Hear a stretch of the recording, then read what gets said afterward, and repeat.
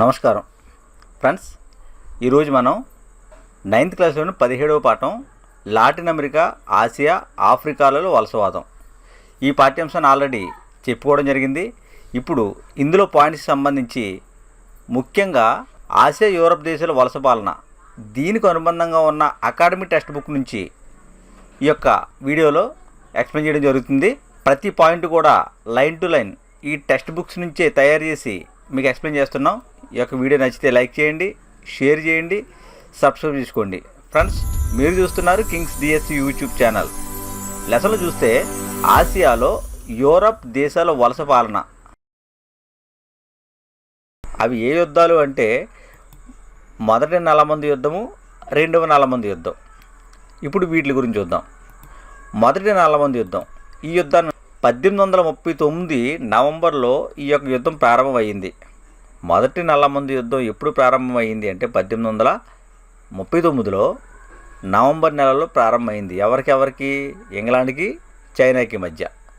ఇంగ్లాండ్కి చైనాకి మధ్య ప్రారంభమైన ఈ నల్లమందు యుద్ధం 3 సంవత్సరాలు కొనసాగింది. అయితే 1842లో నాన్ కింగ్ అనే ఒక సంధి ద్వారా ఈ యొక్క యుద్ధం అనేది ముగిసింది. ఏ సంధితో మొదటి నల్లమందు యుద్ధం ముగిసింది అంటే నాన్ కింగ్ సంధి. ఇది ఎప్పుడు జరిగింది? 1842లో జరిగింది. ఈ సంధి యొక్క షరతులు ఏంటి అని మనం ఆలోచిస్తే ఇక్కడ కాంటన్ రేవుతో పాటు మరో 4 ఓడరేవులు వ్యాపారం చేసుకోవడానికి తెరవడానికి చైనా అనేది అంగీకరించింది. అంటే చైనా ఈ కాంటన్ ఓడరేవుతో పాటు ఇంకొక 4 ఓడరేవులు అదనంగా తెరవడానికి ఒప్పుకుంది. $21 కోట్ల నష్టపరిహారం చెల్లించడానికి చైనా అంగీకరించింది. ఎవరికి? బ్రిటిష్ వారికి. అంటే ఇంగ్లాండ్ వారికి $21 కోట్ల నష్టపరిహారం చెల్లించడానికి చైనా అంగీకరించింది. అంతేకాకుండా హాంకాంగ్ దీవిని ఇంగ్లాండ్కి ఇచ్చేసింది. హాంకాంగ్ దీవి అనేది ఇంగ్లాండ్కి ఇవ్వడం జరిగింది. క్వహాంగ్ సంస్థ అంటే ఏం చెప్పుకున్నాం? ఈ యొక్క ప్రభుత్వానికి వ్యాపారస్తులకి మధ్య లావాదేవీలు నిర్వర్తించడానికి ఏర్పాటు చేసిన సంస్థనే క్వహాంగ్ సంస్థ అన్నాం. ఇది చైనా ఏర్పాటు చేసింది అని చెప్పుకున్నాం. దానిని ఈ యొక్క మొదటి నల్లమందు యుద్ధం ద్వారా రద్దు చేయడం జరిగింది. కానీ ఇందులో ఉన్న ట్విస్ట్ ఏంటంటే మొదటి నల్లమందు యుద్ధం సంబంధించి నల్లమందు ప్రస్తావన సంధి షరతులలో లేదు. నల్లమందు ప్రస్తావన సంధి షరతులలో లేదు. అంటే నాన్ కింగ్ సంధి ఎందుకు జరిగింది? నల్లమందు గురించి జరిగింది. కానీ ఈ నల్లమందు ప్రస్తావన అనేది ఈ సంధి షరతులలో లేదు. తర్వాత రెండవ నల్లమందు యుద్ధం. ఈ రెండవ నల్లమందు యుద్ధం గురించి చూసినట్లయితే దీనికి 2 కారణాలు ఉన్నాయి. రెండవ నల్లమందు యుద్ధం జరగడానికి కారణాలు 2. అవి ఏంటి అంటే మొట్టమొదటి లార్చా ఆరా అనే నౌక. ఈ లార్చా ఆరా అనే నౌక, ఈ నౌకలో దొంగ వ్యాపారం చేస్తున్నారు అని చెప్పి చైనాకి ఇన్ఫర్మేషన్ వచ్చింది. ఎప్పుడైతే చైనాకి ఇన్ఫర్మేషన్ వచ్చిందో ఈ చైనా ఈ యొక్క లార్చా ఆరా అనే నౌక మీద దాడి చేసి 12 మంది బ్రిటిష్ వారిని నిర్బంధంలో తీసుకుంది. అదొక కారణం. రెండో కారణం ఏంటి అంటే అగస్టీ చాప్ డెలెన్ ఈయన ఫ్రెంచి మత ప్రచారకుడు. ఈయన తిరుగుబాటుదారుడు అని అనుమానం మీద చైనా ఏం చేసిందంటే ఈయనకు మరణశిక్ష విధించడం జరిగింది. ఈ 2 కూడా రెండవ నల్లమందు యుద్ధానికి కారణాలు. ఇది ఎప్పుడు జరిగింది?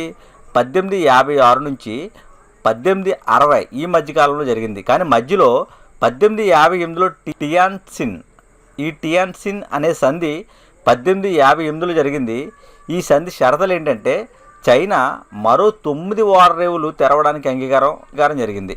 అయితే ఇది ఎప్పటివరకు జరిగింది? ఈ యొక్క యుద్ధం అనేది 1860లో పెకింగ్ అనే సంధి, ఈ సంధితో ముగిసింది. టియాన్సిన్ సంధి ఏమో 1858లో మధ్యలో జరిగింది. దీని ద్వారా మరో 9 ఓడరేవులు తెరవడానికి చైనా అంగీకరించింది. అయితే 1860లో పెకింగ్ అనే సంధి ద్వారా ఈ యొక్క రెండవ నల్లమందు యుద్ధం ముగిసిన తర్వాత పెకింగ్లో బ్రిటిష్ ప్రతినిధికి శాశ్వత నివాసం అనేది కల్పించడం జరిగింది. ఈ పెకింగ్ సంధి షరతు ద్వారా ఏంటంటే బ్రిటిష్ ప్రతినిధి ఎవరైతే ఉన్నారో ఆయనకు చైనాలో శాశ్వత నివాసం కల్పించడం జరిగింది. తర్వాత చైనాలో జరిగిన సంస్కరణ ఉద్యమాలు. చైనాలో సంస్కరణ ఉద్యమానికి అంకురార్పణ ఎవరు చేశారు అంటే ఆయన పేరేంటంటే సెంగ్ కువోఫాన్.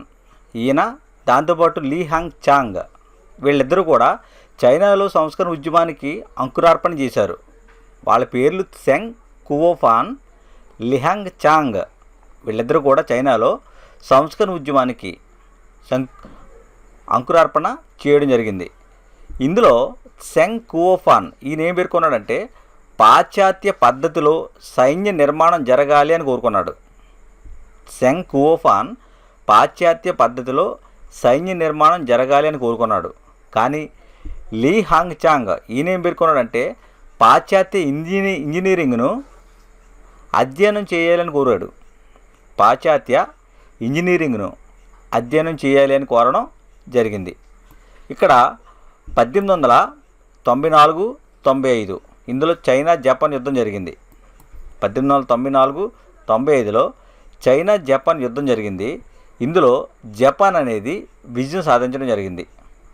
ఈసారి ఇక్కడ చైనాలో కళ్ళు తెరిచేటప్పటికి తెరిచిన తర్వాత ఇప్పుడు మొదలైన సంస్కరణ ఉద్యమానికి శతదిన సంస్కరణ ఉద్యమం అని పేరు.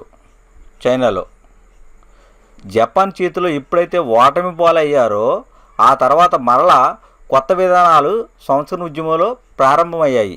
ఈసారి మొదలైన సంస్కరణ ఉద్యమానికి శతదిన సంస్కరణ ఉద్యమం అని పేరు. దీనికి సంబంధించి ఈ శతదిన సంస్కరణ ఉద్యమానికి నాయకుడు ఎవరు అంటే కాంగ్ యు వై. ఈయన సూచించిన సంస్కరణలు ఏంటి అని ఆలోచిస్తే ఈయన ఏం పేర్కొన్నాడంటే కాంగ్ యు వై సంబంధించి ఆయన పేర్కొన్న సంస్కరణలు ఏంటి అంటే పోటీ పరీక్షలు అంశాలుగా పాశ్చాత్య శాస్త్రాలు నిర్దేశించాలి. అంటే పోటీ పరీక్షలలో అంశాల కింద పాశ్చాత్య శాస్త్రాలని నిర్దేశించాలని పేర్కోవడం జరిగింది. అదేవిధంగా పాఠశాలల్లో పాశ్చాత్య బోధన ప్రవేశపెట్టాలి అని పేర్కొన్నాడు. ప్రభుత్వమే వివిధ శాఖలు ప్రారంభించాలి. ఏ శాఖలు? ఇక్కడ పారిశ్రామిక శాఖ, వ్యవసాయ శాఖ, వాణిజ్య శాఖ. ఈ శాఖలను ప్రభుత్వమే ప్రారంభించాలని చెప్పడం జరిగింది. తర్వాత అనవసర ఉద్యోగాలు రద్దు చేయాలని కూడా ఈ యొక్క కాంగ్ యువై పేర్కొన్నాడు. విదేశీ గ్రంథాలు చైనా భాషలోకి అనువదించాలి అని పేర్కోవడం జరిగింది. పెకింగ్లో విశ్వవిద్యాలయం స్థాపించాలి అని పేర్కోవడం జరిగింది. ఉద్యోగాలు యువకులకే ఇవ్వాలి అని కూడా పేర్కొన్నాడు. ఉద్యోగాలన్నీ కూడా యువకులకే ఇవ్వాలి. ప్రభుత్వానికి అర్జీ పెట్టుకునే హక్కు ప్రతి ఒక్కరికి ఉండాలని పేర్కోవడం జరిగింది.